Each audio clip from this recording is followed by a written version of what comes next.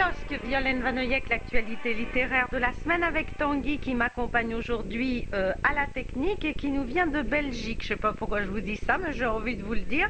Ça nous donne un petit air bruxellois dans le studio et c'est bien sympathique. Alors donc on parle de ce guide qui vient de sortir sur les meilleures étapes, les meilleurs hôtels en Égypte. Et je vous ai parlé du Caire, de Luxor, d'Assouan. Il y a également Abou Simbel. Et oui, parce que quand vous êtes à Assouan, très souvent vous prenez l'avion pour Abou Simbel pour y passer 2-3 jours et vous avez également la possibilité de faire cette petite croisière de 3-4 jours entre donc Assouan et Abou Simbel, le temple de Ramsès II. Alors figurez-vous qu'à Abou Simbel même, il y a 1 ou 2 hôtels, certes très modestes, mais ça permet le matin d'arriver et de voir le temple sous son meilleur aspect, ce que vous ne pouvez pas faire si vous n'êtes pas sur place.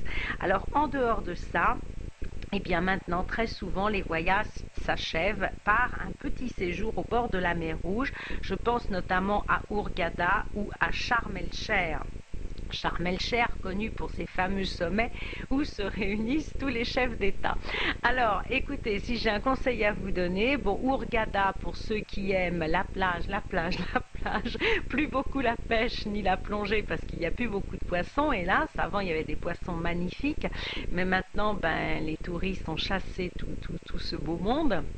Et donc, si vraiment vous n'aimez que la plage, eh bien, vous pouvez aller à Hurghada. Si vous préférez quand même ces magnifiques paysages du Sinaï, eh bien, qui viennent, ces montagnes qui viennent chuter en quelque sorte dans la mer, je vous conseillerais donc plutôt Sharm el-Sheikh, d'autant que de Sharm, je vous l'ai dit déjà, vous pouvez aller au monastère de Sainte-Catherine, vous pouvez aller à l'oasis de Ferran, qui est une des plus grandes oasis égyptiennes, absolument magnifique aussi, en plein cœur du Sinaï. Vous pouvez, pourquoi pas, escalader le mont Moïse et donc découvrir toutes ces montagnes rosées au lever du soleil, car on fait souvent l'escalade de nuit. C'est beaucoup moins fatigant puisqu'il y a énormément de marches et qu'il fait très chaud. Même au mois de novembre, il fait encore très chaud. Et puis, en dehors de ça, eh bien, vous avez le plaisir aussi de faire de la plongée et de découvrir cette faune et cette flore, puisque les coraux sont magnifiques, les poissons aussi sont certainement aussi beaux, sinon plus beaux qu'à Bora Bora. Donc, c'est vraiment tout à fait splendide. Alors, les étapes que propose, quelques-unes des étapes que propose ce guide.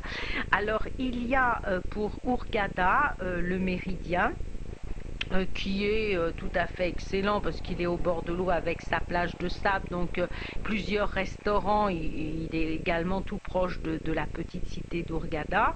À Sharm el-Sheikh, alors là, il n'y a que l'embarras du choix. Ça dépend si vous préférez être dans ce qu'on appelle... Alors, il y a 2 petites villes. Il y a la petite ville de Sharm où il y a quand même pas grand-chose. C'est plutôt le petit village local. Et puis, il y a ce qu'on appelle Naama Bay, qui a été construit un peu pour les touristes autour de l'eau, mais qui est assez agréable parce qu'il y a un tas de boutiques, de petites tavernes, de petites choses comme ça. Et puis, des hôtels avec leurs petites plages privées. Donc là, j'allais dire, il n'y a presque que l'embarras du choix.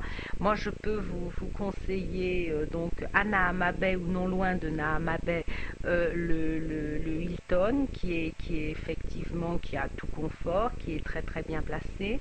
Je peux vous conseiller un hôtel que moi je trouve, je le connais, je trouve très attachant, qui est sur Naama Bay, qui s'appelle le Sonesta. Je le trouve très beau parce que il a un côté un peu mauresque, il y a un décor tout à fait raffiné, particulier, et donc évidemment ça change de tous ces hôtels bétonneux qui sont faits dans le même style.